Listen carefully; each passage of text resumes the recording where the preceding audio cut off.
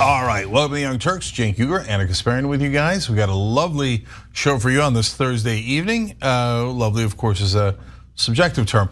Mike Pence in a good fight, with a MAGA person. Speaking of MAGA people, Michael sure went and talked to him. That is going to be super interesting. We have amazing videos on that coming up, only here, exclusive here. So stay right here, Casper. Well, I wanted to start off with some good news out of the state of Wisconsin because their Democratic governor seems to actually have some interest in funding certain services that should be funded. Something that feels like Democrats have kind of abandoned overall, but not in this case. So let's discuss.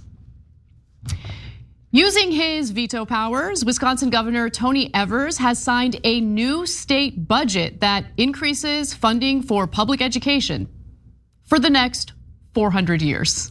I'm not kidding, this is real. Here are the details. The surprise move will ensure districts' state-imposed limits on how much revenue they are allowed to raise will be increased by $325 per student each year until 24-25, creating a permanent annual stream of new revenue for public schools and potentially curbing a key debate between Democrats and Republicans during each state budget writing cycle.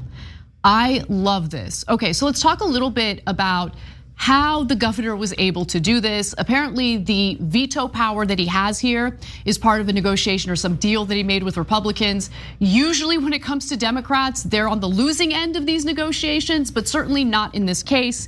So I wanna show you a screenshot of or I should say a snippet of the budget itself.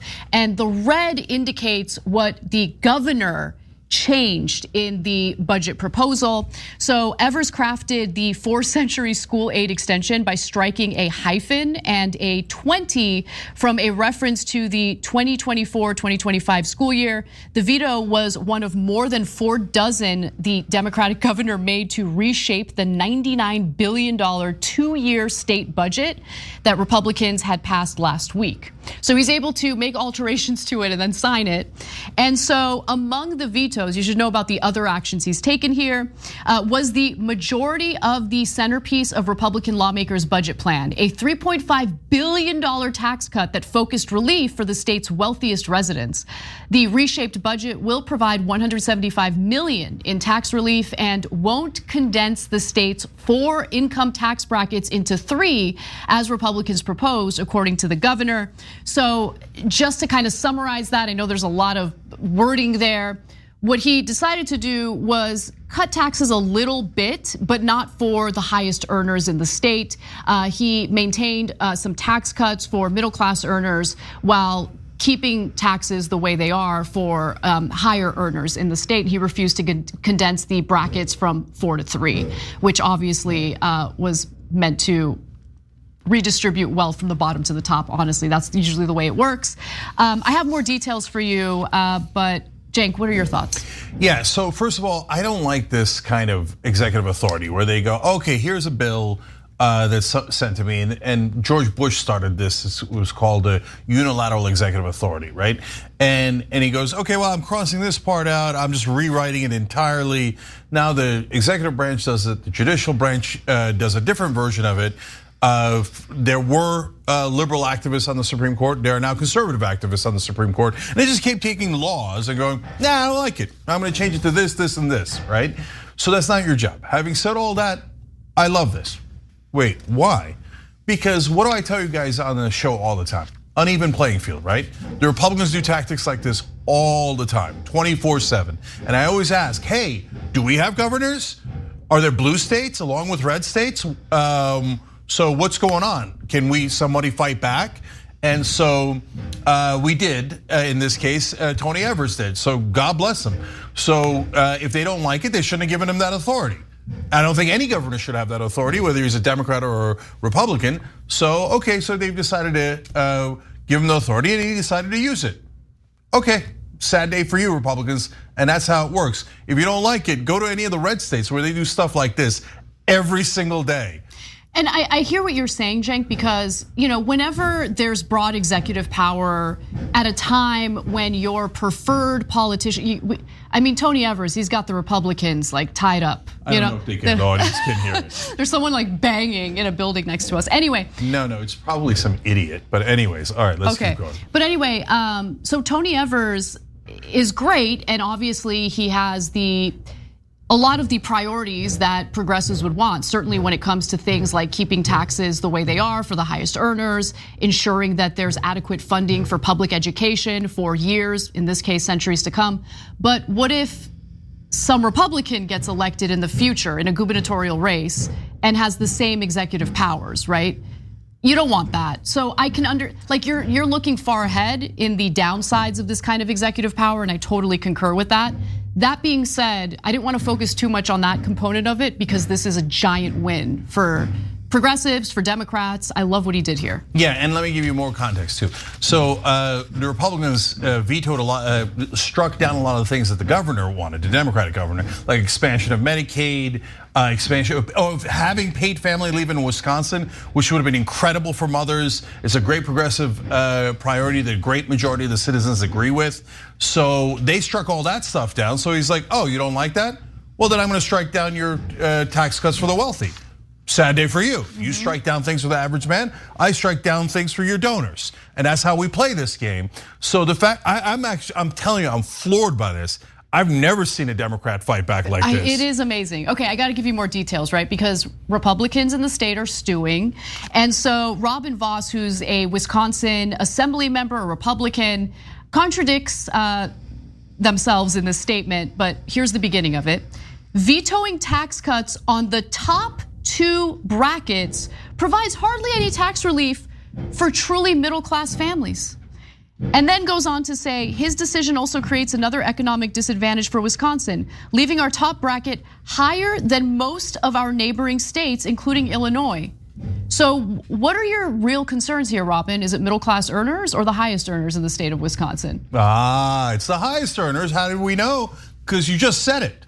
Literally, okay, yeah. Literally, you were like, okay, yeah, like our top bracket, our beloved top bracket, almost all of our bribes, campaign contributions come from that bracket. We have to serve that bracket. We're Republicans, the party of the rich. Wait, did I say that out loud?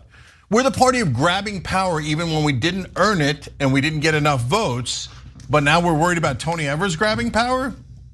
So look, we've got to end this kind of authority overall for Republicans or Democrats in the long run. But for now, thank you to Tony Evers for fighting back. First governor in a million years to fight back against Republicans. Attaboy, way to be. And Republicans, keep crying. We're collecting the tears. We'll make some products out of it later and sell it. It is nice to see resources go toward things that matter, like education. Yeah, and by the way, what are they crying about? Oh, there's no tax cuts for the rich. They give it to your kids instead to educate your kids. We don't want your kids being protected or educated. Wait, don't we say all the time we're worried about the kids in the schools? Oh, the tax cuts for the rich are so much more important. Okay, Republicans, hey, those are Republican legislators. And they're all on the record, and they're all saying tax cuts for the rich are more important than your kids. You should know that about the Republican Party. All right, well, let's move on to. Let's take a break. Okay. Okay, let's take a break and we'll be right back, guys.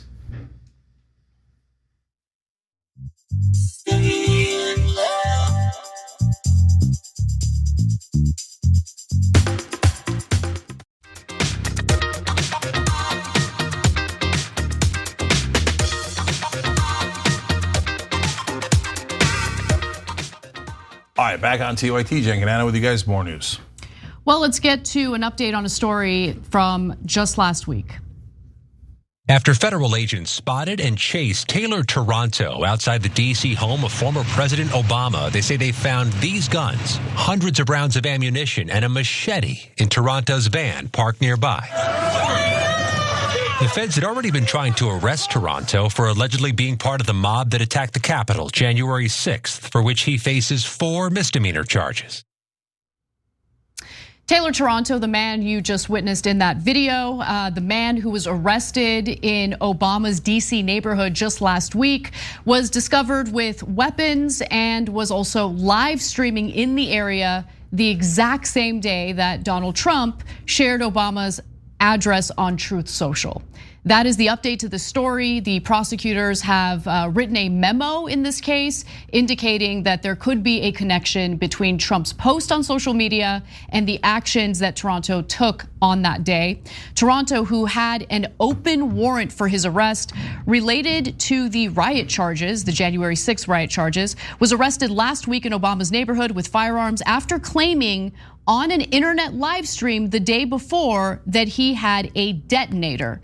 So you can understand that that kind of threat would lead to federal authorities looking for this guy. I mean, he already had a warrant out for his arrest. Now, the weapons that they found on him, or at least in his van, which he is allegedly living in, included 2 guns, 400 rounds of ammunition, a machete, and according to some reports, materials to make Molotov cocktails.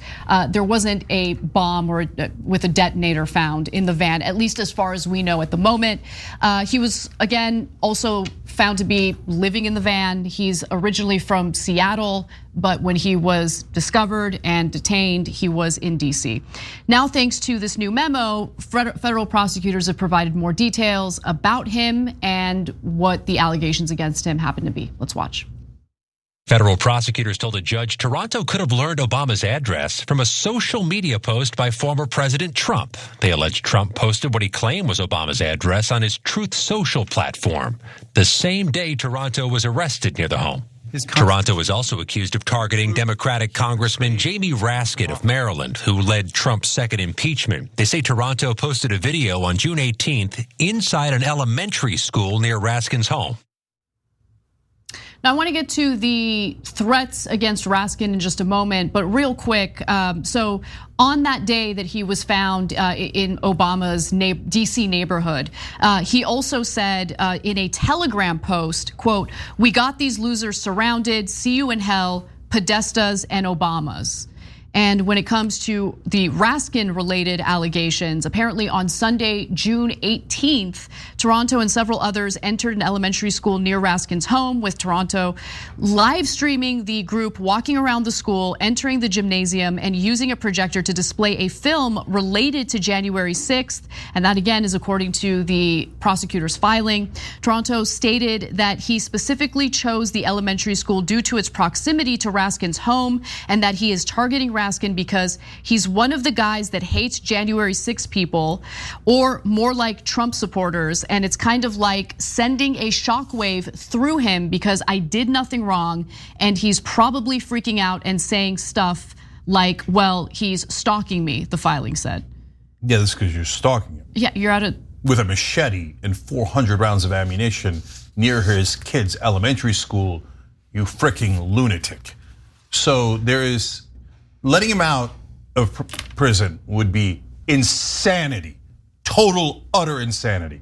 So if you're a right winger and you're like, oh, he's got the right to free speech, man. Okay, I mean, a free speech with a machete and a bunch of weapons and 400 rounds of ammunition by his guy's neighborhood and his kids. Yeah, man, free speech. No, that's not free speech. That's stalking. That's assault because you're threatening violence, right? There are laws that are clearly being broken here. I'm going to tell you why this is even an issue in a second as to whether he might be let out. By the way, if you're a left winger and you say no bail for anyone, well, okay, to be fair to left wingers, they don't say that, okay? They say that no bail for some poor people under some circumstances. But I gotta be honest with you guys, the reason I brought it up here is because it would probably apply in this case. Because these are like the level of offenses where you have to get into a situation with bail are extreme. It has to be like murder, rape, like it depends armed on the state. robbery. It depends on the state. And it definitely depends on the state and the jurisdiction. Thank you for that clarification. Yeah, and in this case, we're talking about federal prosecutors. But yeah, I mean, point taken. And look, just to comment on your free speech point, obviously protecting free speech is important, but there are limitations to every constitutional right, including the First Amendment. So you're not allowed to go around threatening people's lives or threatening people with violence. Now after his involvement on January 6th, prosecutors wanted him to be detained pending a trial, but the judge said that he couldn't do that, mostly because of the fact that he's only facing 4 misdemeanor charges. That's right. And there needs to be proof that this guy is a flight risk, and there was no indication of that.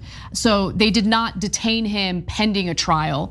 And so now the real question is, considering the very legitimate threats that he put out there, the fact that he was found in Obama's neighborhood, will they detain him until he faces trial for both January 6th and also these latest charges? We'll see what happens. Well, so now the explanation of why. So they're trying to keep him in jail because of January 6 charges, but they already failed on that because they're misdemeanors. And I'm sorry, but like I said, the right wing and the left wing agree that on misdemeanors you should walk until your trial, right? So now there's new threats against Obama and Raskin, and yes, Kevin McCarthy as well, obviously the leader of the Republicans in the House. So, but they haven't charged those. So I'm wondering what's taking so long. Yeah, this is a strange potential assassination attempt on a former president. What are we waiting on? And I think that they're probably a little worried about, like, hey, is it actual assault because he's saying, hey, you're gonna get it, but he didn't say, I'm gonna chop your head off. Oh, you're in a lot of trouble, and I know where you live, and I know where your kids are, but he didn't say he was gonna dismember them, right? So, and by the way, the guy brags about it. He's like, oh, I got told by another right winger how to cheat and threaten them but calling it free speech. And that if you don't say you're gonna do it directly, they can't do anything about it. No, okay, so is this the loopholes games we're playing? And now right wingers prepare to have your feelings hurt. So are all Republicans lunatics going around Raskin and Obama's house? Of course not, right? But you guys ever say anything about this? I've never seen it. I've never seen a right-wing media pundit or politician. No, to be fair, sometimes the politician, because it affects them, like McCarthy, right? But the pundits, like for example, us, we're principled and we pay the price for it, right? Oh yeah. So when a left-wing activist surrounded, Riley Gaines, that swimmer, and wouldn't let her out of a room, we're like, don't do that, guys. They didn't touch her, but she felt trapped in that room, and the cops thought she was trapped in that room, and she was a little afraid, right? And I'm like, that's not helpful to our cause. I mean, we're calling that out, right? On the right wing, are you calling out the lunatics? And are you telling me, oh yeah, it's all even, man? Really? Are there people circling around, Republic? Actually, in fact, the one time that they did a candlelight vigil in front of Brett Kavanaugh's house, Republicans are like, pass a law. You should never be allowed to protest a Republican. How dare you? What do you think? You got freedom? Now they're like, oh, you're about to murder Raskin and Obama and maybe their kids. Oh, that's fine. No big deal. I don't see any problem. I see no evil, I hear no evil. Right wingers, violence, we would never be violent. Go get him, Every lunatic in our audience, go get him. That's what the right wing says every day, and that's why you have guys like this. Okay, so just a few points of clarification. Riley Gaines did allege that she was hit by one of those protesters, although that hasn't been proven yet, and I haven't seen any updates on that. I just wanted to mention that. The other thing I wanted to just quickly mention is, look, this is a guy who's living in his van. I'm not trying to say like, let him go. Okay, I do think that he is a threat to public safety. He has made numerous threats, not just to Obama, not just to Raskin, even Kevin McCarthy. Like, the fact that if this is proven to be true, all Trump would need to do is post an address and this guy would show up, tells me that he's not well. So like, what I want to argue is, yeah, I mean, I think that it would be helpful if the more moderate Republicans, whatever, like said that they do not stand with this, that they condemn it. But more importantly, if let's say, this is so laughable, but like if Bernie Sanders did something like what Obama did and like posted a political opponent's address online, I would be specifically condemning Bernie Sanders for that. Yeah, what are you doing posting addresses for, Bernie? Well, why would you put McConnell's address? What does that have to do with getting paid family leave or higher minimum wage? We would say. And not only that, we've proven it. We've said it 100 times in different instances and upset our own side. Oh, no, don't be principled, don't be. It's okay when we do it, but not okay when they. But also, no false equivalencies. Like the worst we've gotten from the left is, did they touch Riley Gaines? Did they brush up against Riley Gaines or not? Whereas other sides got bombs in the vans, and you got the guys sending the pipe bombs to every Democrat there is. There's shooting after shooting after shooting after shooting. It's not a coincidence. The right-wing media weaponizes people that they know are mentally unwell in their audience. They know they're speaking to a broad audience, but instead of saying, hey guys, don't do violence, don't do anything physical, as we say 1,000 times on this show, they're like, well, I mean, is somebody gonna do anything about this? I mean, this is the worst thing in the world, right? Lunatics, go grab a weapon. And weapons are awesome, weapons are awesome. Let's go get them. Well, I didn't say anything. So is Tucker Carlson that different than this guy?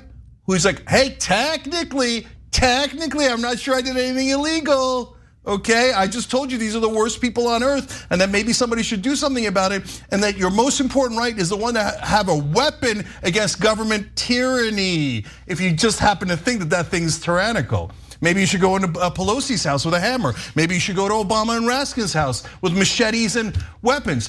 Do I see anybody on Fox News calling it out? No one, zero. Further, just to buttress your point, and remember, the reason why we know about these statements is because he was live streaming as he was in these various places, including Obama's neighborhood and the elementary school near Jamie Raskin's home. Going back to Jamie Raskin and what he had said while he was at the elementary school, Toronto further comments, and this is according to the prosecutor's memo, quote, I didn't tell anyone where he lives because I want him, meaning Raskin, all to myself, and that was Piney Branch Elementary School in Maryland, right next to where Representative Raskin and his wife live. So these are pretty specific threats, and I do think he poses a threat to various politicians, possibly other members of the public. So I do think that he should be detained pending a trial, and it should be a speedy trial. That's the one other thing I'll just say about all of this. Look, one of the, I think, legitimate complaints about the criminal justice system overall, of course you hear it on the left, usually you don't hear it in the context of like the January 6th rioters and stuff. Everyone has a right to a speedy trial. So for any January 6th rioter that might still be detained and hasn't seen their day in court, I do agree that that's ridiculous. Yeah, look, I hear you, and they violate that concept every day, a million times a day, and they generally do it to poor and middle class people all across the country. So yeah, it also happens to apply to the people who tried to do a coup against our country. I'm gonna cry for them the least, but the overall principle is correct.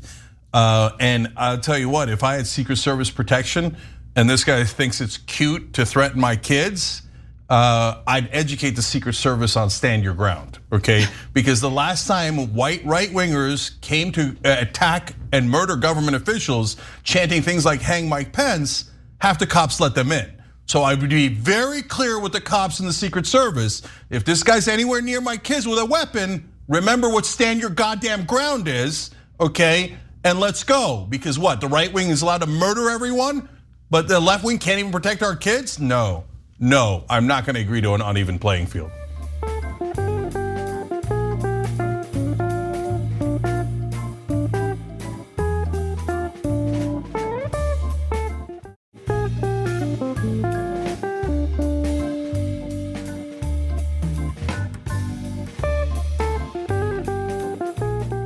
All right, well, let's talk a little bit about Michael Schur's reporting over in South Carolina. What do you love about Donald Trump? I love everything about Donald Trump. I feel he can be trusted and feel comfortable, and it's peace of mind. And tell me a little bit about what you liked when he was president. What are some of the things he did that you agreed with? I agreed with everything he did. One specific? I can't think on the spot, but everything I'm happy with. Don't let the answers to our very own Michael Schor's questions fool you. While he was speaking to Trump supporters during a Trump rally in South Carolina, several of them did outline what they specifically liked about Donald Trump and why they continue to support him. So let's watch the next video. What did you like about the first 4 years of his presidency? What accomplishments would you like to see continued? Save the children. Most important thing is what's happening to our children. Explain. The infiltration of our education system and the abduction of our children. Over 800,000 a year go missing in the United States alone. They are taking so many of them and torturing them for adrenochrome. Prices of gas right now is crazy. My husband's a truck driver and the gas prices are insane. We can't even make a living basically because we're having to pay for gas. Reducing regulations on business, let conservative thrive. The economy was better. I'm Hispanic, and I really think that he helped this country securing the south border. So a lot of issues were brought up there. Protecting the children, I'm assuming from human trafficking, lower gas prices is what they're hoping they would get from a second Trump presidency, and also reducing regulations on business. And I got to be honest, that part was very traditional conservative Republican, right? Yeah. So that made a lot of sense, and that's actually what Trump did during his time in office. So he seemed to be the one who was the most, I guess, justified in his support for Donald Trump, because what he wants, he's gonna get. But to be fair, a lot of Democrats like deregulation as well. Nonetheless, I'm curious what you think, Cenk. Yeah, so I watched a lot of these interviews. And so when you, and we've done more than just the South Carolina one, we've done this endlessly. And when you actually take the time to talk to Trump supporters, you find out things that are both not what the mainstream media tells you, right? And sometimes in a positive way. And you also find out things that are super disturbing. You get both, okay? Both sides are wrong, right? So the Democrats a lot of times make it seem like every MAGA person and every Trump and every Republican voter is a lunatic, okay? And the other side says, no, all the Democrats are lunatics, right? So no, they're saints. These guys are saints and real Americans, yeah, right? Look, there are very fine lunatics on both sides. Yes, so now, having watched them as objectively as I could, so there's a couple of things. Number one, some of them have no idea why they're supporting Donald Trump, never even thought about it. They're just reflexively because it's cultural. Vibes. Okay, it kind of, because one guy said, everyone I know supports Donald Trump, right? And for those of you living on the coast, you're like bewildered by that. But if you're in a very progressive area, right? Just imagine the same exact thing, but everyone is conservative. And everyone is gaslighting you that Trump is like the greatest guy in the world and he's sticking up for us, etc. Like, are you sure you'd be able to resist that? Because we're tribal and that's how we act as human beings. Okay, so yes, some of them had no reason at all, and I'll come back to that. But some of them did have reasons, regulation, inflation, and I might not agree with a lot of their reasons. And when Michael asked them for facts, there weren't a lot, right? So like one of the guys said, hey, you know what, Trump brought down unemployment. Well, that's actually a little bit true, so there's a fact. And Obama had brought it from like 11 or 12% where Bush left it, down to 5%, and then Trump brought it to around 4%. So he decreased it a little bit. Now, did they give Obama credit for decreasing it massively? No. Then did Biden decrease it from Trump? Yes, but they don't believe that. They think, no, unemployment is higher now. It's not true. Unemployment is lower than Trump's, right? So there are actual facts, and they get a lot of them wrong, which goes to Anna's main point, which is yes, Cenk. Where are they getting the information? Yes, Cenk, okay. Yes, okay. Yes. Yes. Okay. Yes, that's the point I was gonna make. I know. Yes. I know, okay. I know. Okay, so let me get there. So you're definitely still not gonna like some of my answers. No, it's okay as long as you understand that. Again, like you guys, the filter bubbles are so powerful, and it's just important to keep that in mind before jumping to conclusions about whether someone is inherently like a terrible person that can't be saved and is worthless. Like I hate that kind of talk. But anyway, continue.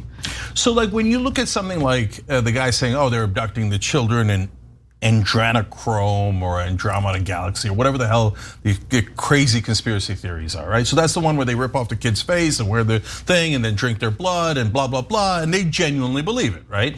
So, okay, so that's easy to go, oh, lunatics, right? And they are. But they got that from Bob on Facebook, or there was Alex Jones hinted at it, or some guy on Fox News, and then they did search, and they have a whole methodology the right-wing leaders do of they find like Google bubbles where there's no information, and they'll insert a word that then they'll put into the talking points of all the right-wing media. So when people go to search for it on Google, like Androchrome or whatever this thing is, all they get is all of the links seem to say, yeah, it's true. The Democrats rip their face off the kids after they molest them and then drink their blood to be younger, because they picked the Google bubble where no one else is talking about a made up thing that they created, right? So that's one bubble. Right-wing media, Fox News, etc., Newsmax is another bubble. So that's where they're getting from. Now, having said that, in terms of why they like Trump, the core question that Michael's asking in these videos, two things stand out as usual. One is he's anti-establishment. That's the part mainstream media never, ever, ever talks about, because they are the establishment and they don't want to legitimize someone becoming popular because they were talking against the establishment. And they'll say things like he's honest, right? Now, Trump is not honest. He's the least honest politician in American history. But since he doesn't act and talk like a robot, the kind of fake plastic politicians that mainstream media loves, they also never acknowledge that. No, they keep saying it over and over again. They think the guy is honest because he's real. He doesn't read from a prompter, etc. Honest and real are not the same thing, okay? He's a real idiot, but he's not honest about the facts. So last thing, yes. And then there is that portion that says he's for us and America and our values and our way of doing things. Now, do they, and to the left, let me just clarify. Do you think those guys go home and go, oh man, black people are inferior, gay people are inferior, and I love being better than them? Do some portion of them do that? Yes, I think some portion of them get, if not exactly there, very close to there, right? But a much bigger proportion don't think that they're racist or bigoted or homophobes at all. They just never even thought about it. They just thought us, right? And here's this Trump guy who's a big bully that fights for us. But they never thought through what's us, what's inside the wagons and what's outside the wagons, right? And so is that a form of racism, bigotry, etc.? It is, but are they evil? And they have made an active decision to be evil. And guys, I say this, so one more thing and then we'll get back to the videos. Like they say it about me as a Muslim, right? I grew up Muslim and I've had right-wingers say to my face all the time, oh, you're an atheist now? Thank God, at least you're not a Muslim anymore. Now that person isn't evil, but that is a bigoted point of view. They just don't know that they're bigoted. And so maybe the answer is to yell at them, as I do often, and maybe part of the answer is to actually give them real facts. Anna.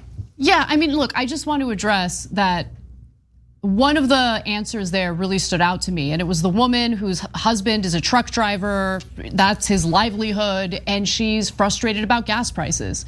And that goes to show you the impact of how our corporate media works, how the media ecosystem works. Because, and look, I'm not trying to go easy on Biden, but let's also keep it real. If the media did a good job explaining what it is that leads to a spike in gas prices, if there was a broad understanding among the American public about the OPEC cartel and the fact that the fossil fuel companies in this country are free to sell fossil fuels on the global market to the highest bidder. Meaning like this whole notion of like, oh, energy independence, we need to do more drilling and that'll make gas prices lower for all of us here in the United States. That is not true, because that is not how it works out. It is not a nationalized system. These are multinational corporations that, again, get to sell the fossil fuels to the highest bidder. That's usually what they do. But that goes to the point of a lot of them do have serious economic concerns. And I think that while Donald Trump doesn't actually legitimately address those concerns, he certainly does pay lip service to it. And at the same time, what aids and abets those lies is the terrible job the media does in explaining why it is we're experiencing what we're experiencing in our economy. And what the Democrats do a terrible job. So that's why the guy says, and this was the most understandable of all the interviews. Somebody said, look, gas was around $1.30 when Trump was president. Now it's around $3. And so I'm a blue collar worker. I have a lot less money on my table. And the Democrats' answer to that could be, hey guys, here's all the forces that are at play, and explain it clearly as Anna did, and I could add a couple more, and keep repeating that until it breaks through to people. Challenge the Republicans on it. Are you saying OPEC doesn't exist? Are you saying supply chain issues didn't happen, et cetera? You can make all those arguments, right? But instead, the Democrats go, oh yeah, I passed a semiconductor bill. And the guy's like, how does that affect my life? I don't know how that affects my life.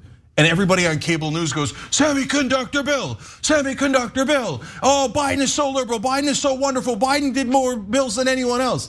Yeah, but did it affect their lives? It affected their lives. There's construction of a chip factory that is, that work is being done by workers who are brought in from other countries instead of employing American workers to do it. And when people see that you brought in people from Taiwan to build your semiconductors that we gave them $52 billion in subsidies for, that doesn't make them very happy. It does not. Now the reality is Trump never did anything for them either. The only thing he passed was tax cuts for the rich. But the Democrats are just awful at messaging, and you see it in these interviews.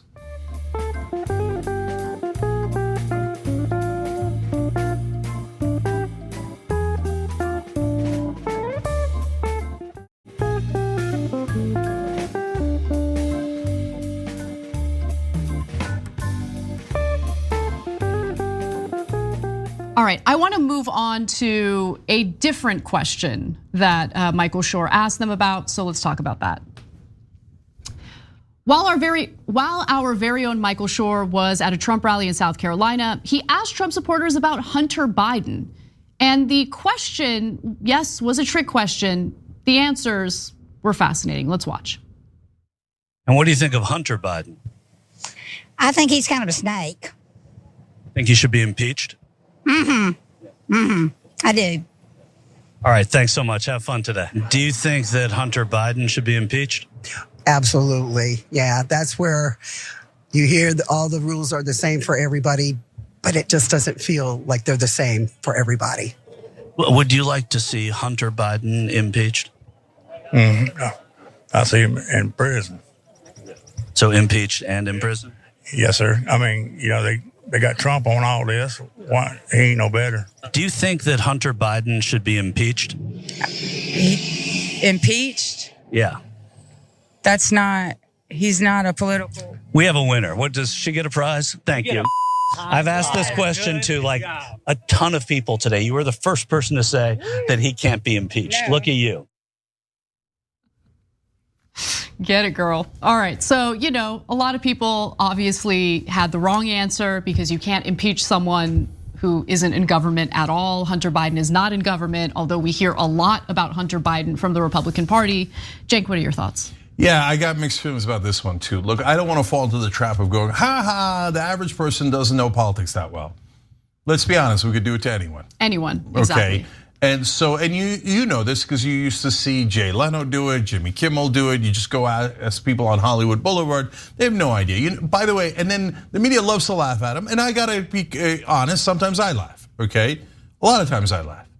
But is it their job? No, they got different jobs. One's a construction guy, the other guy's an accountant, et cetera. Their job isn't to follow politics as much as we do. So when they hear impeached, they hear something bad, right? But do they remember from civics class that no, you got to be in office to get impeached? Right. Yeah, exactly. Do they know what? Like they hear that word and they know what the connotation is, right? It's a consequence for bad behavior, right? And that's what they want to see. They want to see consequences for bad behavior. Now, I have no problem with Hunter Biden dealing with consequences for bad behavior, but so far it's mostly been personal stuff for him. Stuff that has no bearing on the American public. If the Republican Party and Representative Comer's investigation turns up any quid pro quo in regard to foreign money flowing into the pockets of the Bidens in return for some sort of favor, then we're having a conversation about potential criminality. However, they have failed to prove that, at least so far. We'll see what happens. But the obsession with Hunter Biden, honestly, it's getting, for me, to a super gross place. He's got a daughter that the Bidens want to pretend like doesn't exist. it has no bearing on my life or your life or anyone's life, and I just don't really like talking about it or hearing about it. Yeah, but now let me give you the other side too. As I watch dozens, if not hundreds, of right-wing interviews that we've done, it is definitely fair to say low information voters. Okay, and like I said earlier, you might say that of moderates, you might say it of the left or some portions of the left, etc. But they are indisputably low and oftentimes incorrect information voters. And why is that? Because they consume right-wing media. And right-wing media either lies to them or gives them like just 10% of what is true and leaves out 90%. And so they never heard it, right? They don't know. And then so they'll hear like, oh, Hunter Biden's getting away with something that nobody else would get away with. And then, but they don't even know what the charges are. When you tell them, hey, it's a gun charge, do you think he should have his guns taken away? They're like, wait. And the other one's a tax charge because of some things he filled out wrong, like way less than what Trump did on his taxes. Yeah, I mean, they're like, wait, what? Yeah, they don't even know it. Homeboy didn't pay his taxes. Let's just keep it real. Okay, come on. So he's dealing with that now. There are consequences for that. Now he has to pay back the federal government for failing to pay his taxes, which is the right thing to do. And I'm glad that they went after him for that. But you mentioned low information voters, and that phrase oftentimes, at least throughout my career here at TYT, has always been attributed to independent voters. And I've been meaning to address this on the show because I think that things have changed. Because I think that given the media filter bubbles that people exist in, those who happen to be the most tribal, right? So if you are tribal about your support for the Democratic Party and you're watching MSNBC 24/7, I would say you are the same as the right wing in only trusting conservative news, only being tribal, especially in support of Donald Trump, and kind of like limiting yourself to pro-Republican or pro-Trump content, right? I feel like these days, the actual independent voters who used to traditionally be thought of as the low information voters are the smarter ones. Yeah, so it's interesting you said that because I was going to say something very similar.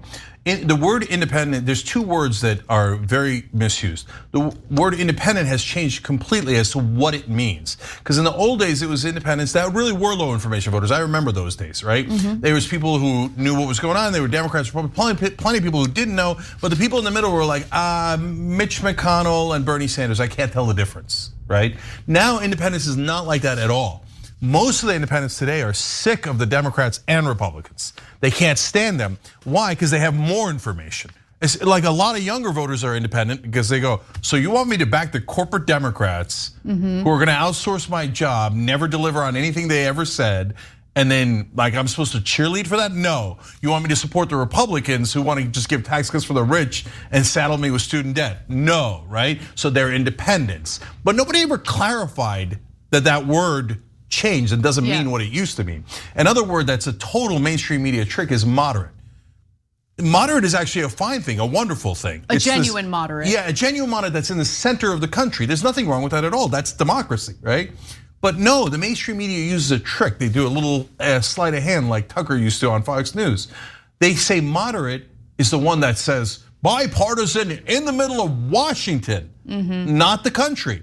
And the middle of Washington is super right wing. They don't do things that are very popular, like paid family leave at 84%. They're super corporate. Yeah, it's super corporate. And they pass things like the Mountain Valley Pipeline, which polls terribly, right?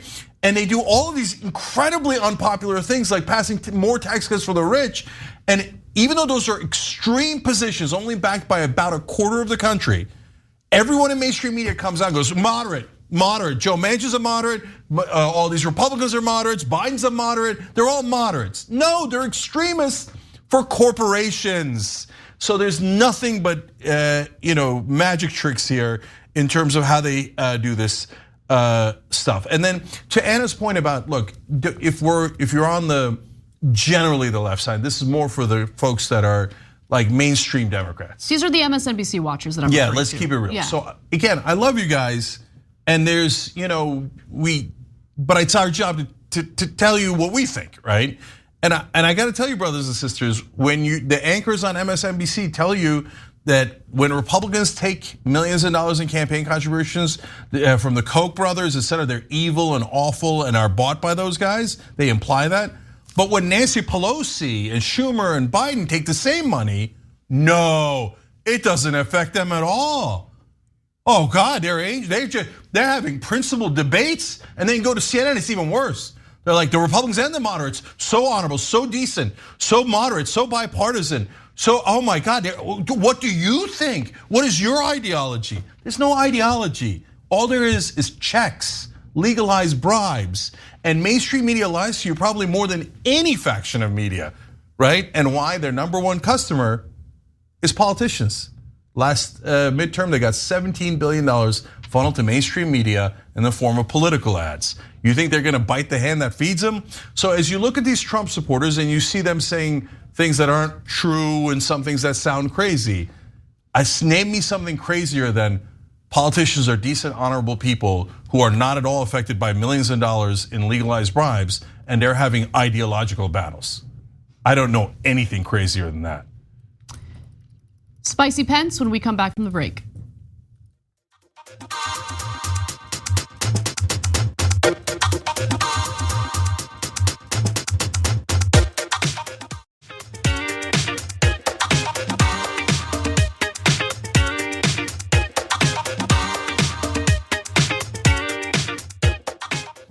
All right, back on TYT, Cenk and Anna with you guys, but also, sorry, I forgot to do this earlier.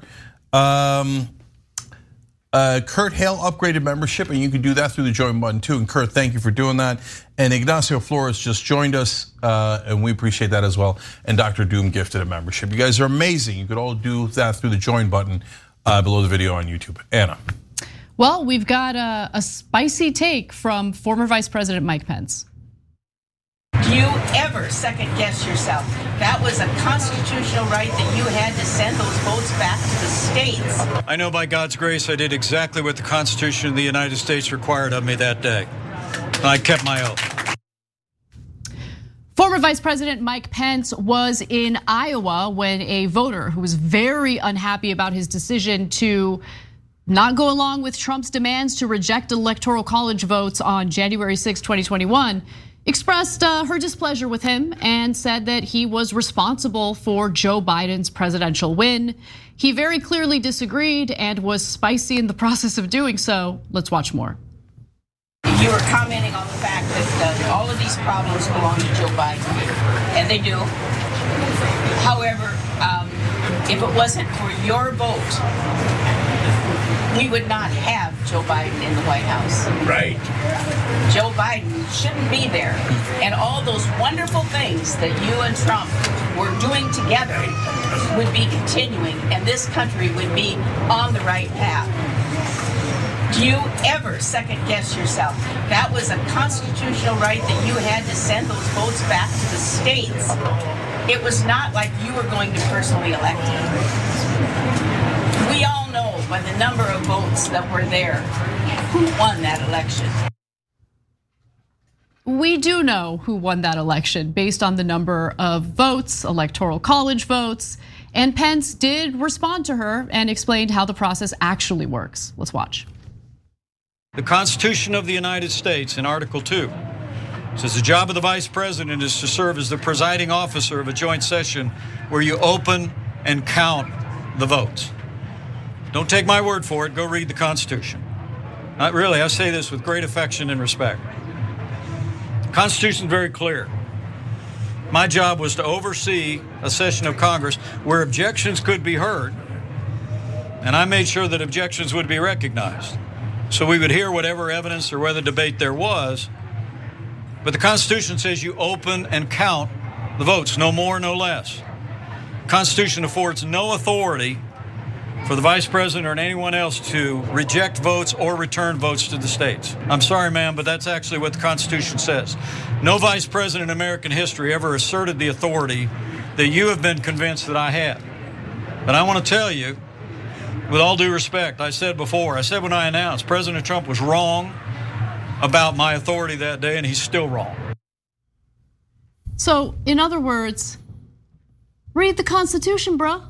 Right, like that's, leaning back, pointing. Like I've never seen him so cool and collected. It almost feels like that was a plan, but it wasn't. I don't think, there's no indication of that. No. We know for sure it's not a plan because later she said that he was respectful and she kind of liked it and she heard him out. So we'll get to that in a moment. But what did you think about how Pence handled that? So I thought he did a great job with it. So our job's to be honest. So that I'm not a fan of Mike Pence and I wouldn't vote for him if my life depended on it. But he is absolutely right on those facts. And every day I grow more comfortable saying that his actions on January 6th were heroic. And so both not leaving the building to make sure he got the job done. And he is, yes, he's, kissed Trump's ring many, many times before and after January 6th. Yes, he's equivocating, all those things. But when push came to shove and Trump bullied everyone else, they always caved and did whatever he wanted. And Pence, when it counted the most for our democracy, did not cave.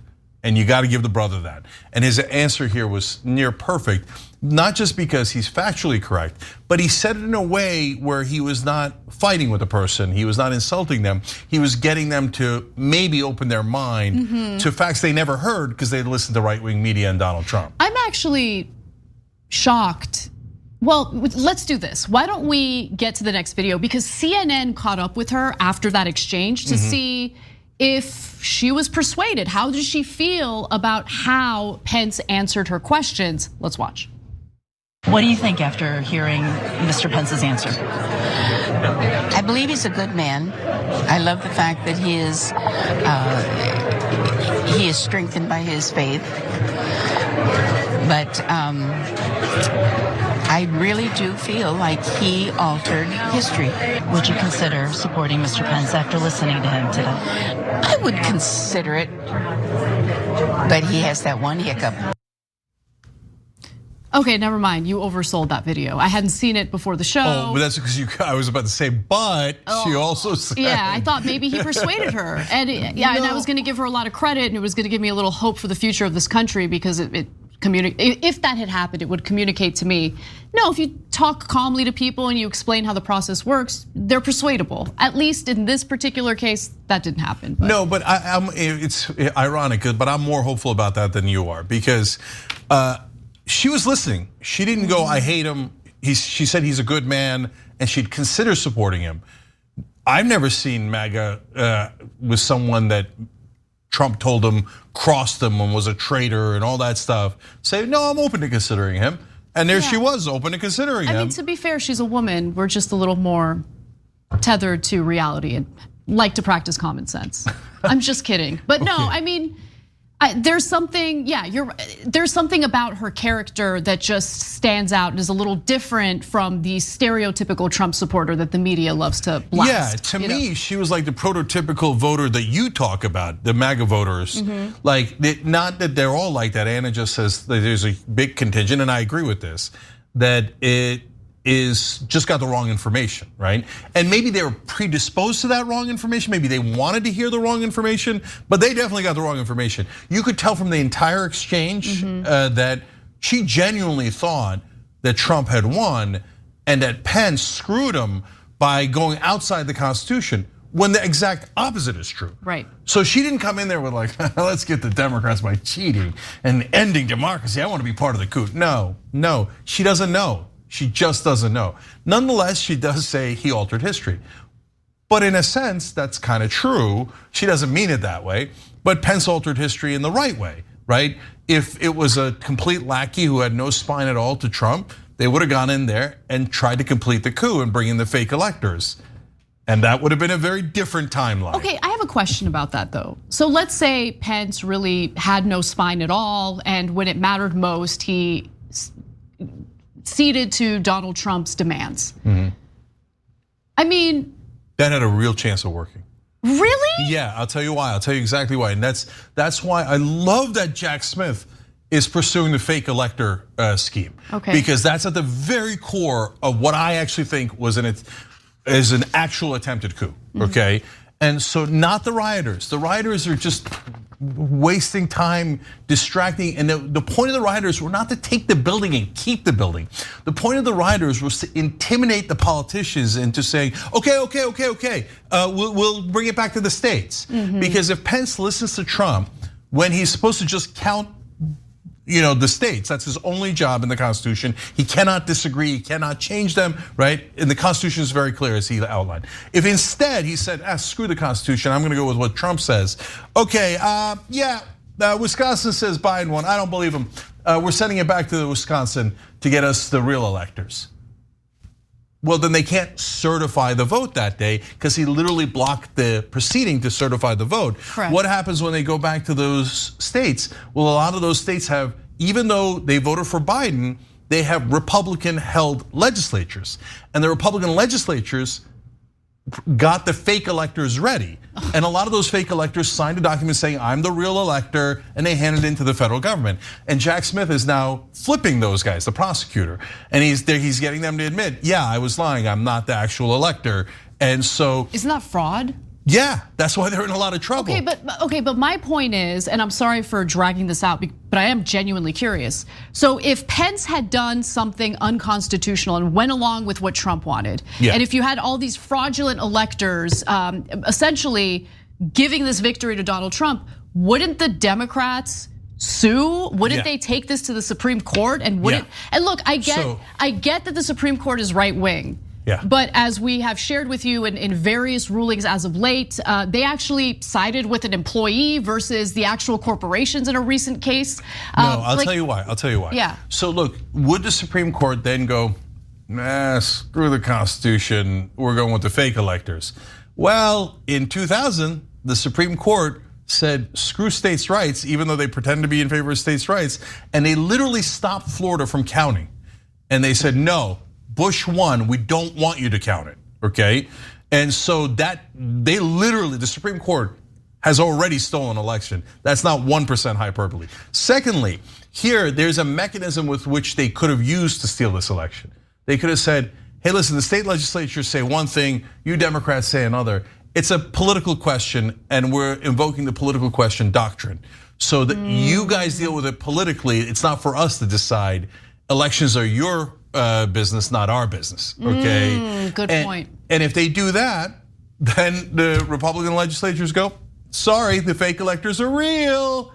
And even if you have a controversy, it goes to the House. But the House picks the president, but it does it state by state. And Republicans, even then, even though they had less members of the House, they had more states, so they would have won. So that plan was not a terrible plan. That's why it was actually low-key genius. Yes, that's why Peter Navarro and Steve Bannon often brag about it. They're like, look, we had this thing stolen. If this son of a bitch Pence would just burn the Constitution, I think we could have gotten Clarence Thomas and Alito to say, political question doctrine. Oh, wow. And we steal the goddamn election. And so that's why, no, you should not underestimate how heroic Pence was for, yes, the lowest bar in history, just doing his job. But when you know a lot of other Republicans that stood up to Trump in that time? Definitely not. Definitely not. And in a lot of ways, he saved the country. And here he is telling the truth to Republican voters, a truth they almost never hear. Pence, Uygur 2024? No. I'm just kidding, No. I'm kidding. No. That'd be the most insane thing No. on the planet. That would never happen. Anyway, with that said, that does it for our first hour. When we come back, we'll tell you about how Marjorie Greene was booted from a Republican committee in the House. What's going on here? Well, I'll tell you when we come back.